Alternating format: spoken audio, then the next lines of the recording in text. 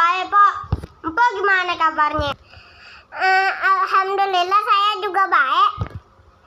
Pok, ngomong-ngomong, di kampung Empok banyak yang kena corona. Banyak, kemarin ada yang mati 10 orang. Siapa aja tuh, Pok? Itu tukang gorengan yang di perapatan. Oh, Powati. Oh, yang ada tempelnya di pundak.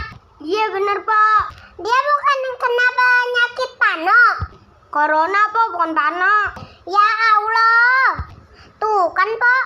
Tuh, sekarang banyak penyakit. Neng di rumah aja deh. Jaga kesehatan. Iya, Pok, saya dari kemarin di rumah aja. Iya deh, mendingan di rumah aja. Lockdown. Dapur ayah kemarin lockdown. Sama dong. Laki saya bengong aja di rumah. Apalagi laki saya, Pak. Duplong aja di rumah. Orang ngapa-ngapain pisan. Abis emang udah wayangnya, Pak. Ya udah deh, yang penting kita sehat. Kita jaga kesehatan bareng-bareng ya, Pak. Iya, Pak. Udah ya, Pak. Abang None, encang-encingnya Babe, tetap di rumah aja ya.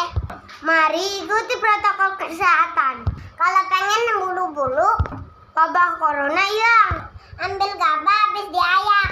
Ambil padi jadiin ketan. Ini wabah masih banyak. Mari ikuti protokol kesehatan. Kami dari Teras Bang Mali. Dadah.